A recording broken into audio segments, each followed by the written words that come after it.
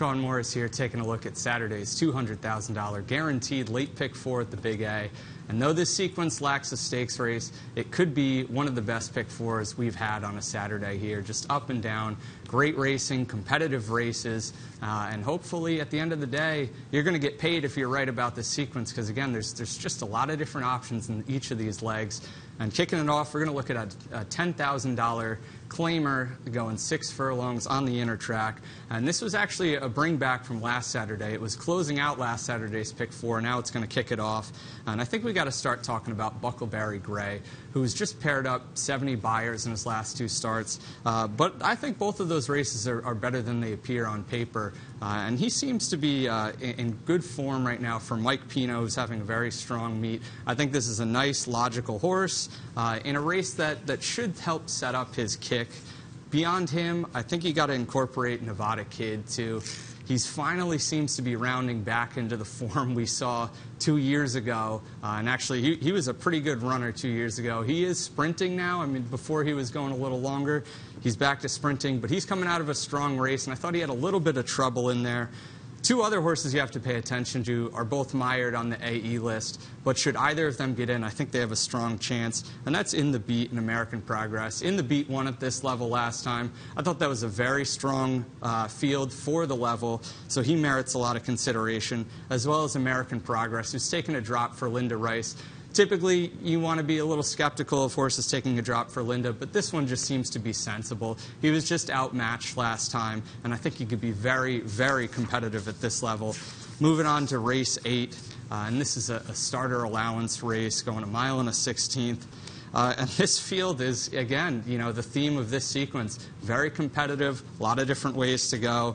I think first you got to talk about Lucky Lotto, who's coming out of a strong edition of the Jazzle, and he actually ran quite well in that race. He is definitely an inter-track aficionado. I think he has to be on your tickets. He's not going to offer too much value, but he is running. He's running some very good races lately that should give him a big chance in this race. Another one running consistently well right now is Mills. He's paired up 2 strong efforts on the dirt. He's another here. Probably won't offer much value, but a nice, solid contender. He fits in well with this field. As far as a price horse goes, I think you do want to include Second City. He's one, you don't have to go back very far to look and see that he's run some competitive races on the dirt that would give him a chance in here. And he's also getting a big trainer switch. Chris Engelhardt is really starting to wake up at the meet. He's had some runners run some really big races lately. And Second City's another who seems to handle the inner track just fine, seems to like it. And I think he's one you want to incorporate at a price. Again, tough sequence, though. Plenty of ways to go. I guess, the horse on the outside we'll talk about quickly, Best Play. He's run 2 very good races back-to-back, but this seems like too much of a step up for him. But I'm very curious to see how he runs, just because his last race was explosive, albeit at the $16,000 level. Going to the day's de facto feature, this is a first-level allowance race at 6 furlongs, and this could be the toughest race in this pick 4. I think you can build a case for every single runner in this field. The horse I want to focus on, though, is Maybe a Diamond. You should go back and watch his last race. He had serious trouble at the start and ran very, very well. And that trouble was especially important because this is a horse with speed, too. He actually beat a pretty nice maiden field 2 starts ago on the front end. So I think that start really hampered his chances, but ultimately he ran quite well in that race.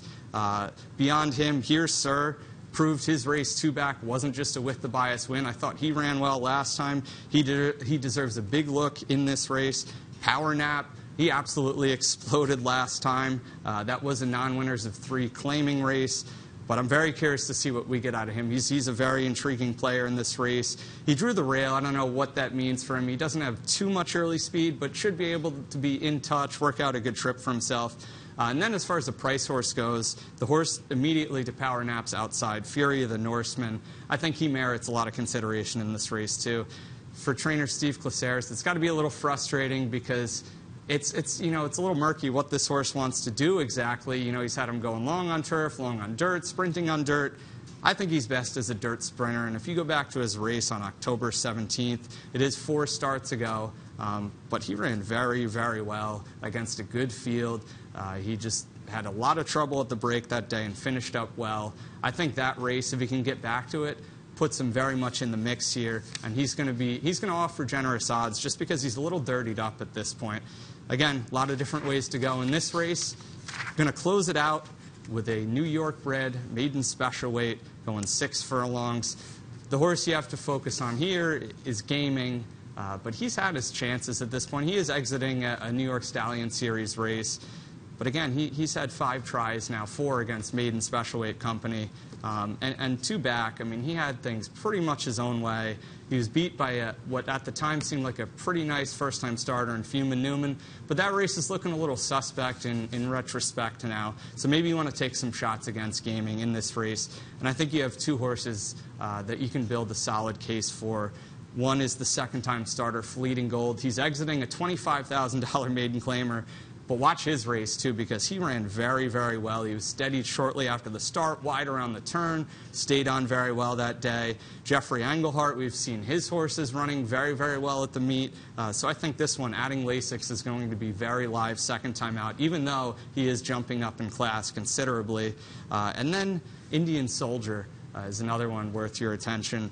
This horse ran very well at odds of 104 to 1 last time, and he also had trouble at the start. And he is a horse with speed, as he showed in his debut. It was on turf, but he showed very good speed that day. So I think with a cleaner break, he's going to have a big chance in this race, even though, you know, maybe you wanted him last time in your exact at 104 to 1, but I do think he's a win candidate in this race. There's a lot of first-time starters to deal with. Really, the only one I think you want to pay most attention to is Croke Park, who gets the services of a Rod Ortiz. And this one's dam was lightning quick. Didn't really want to go beyond 4 furlongs, just pulling up her PPs and formulator, but still could be very live at 6 furlongs in this one.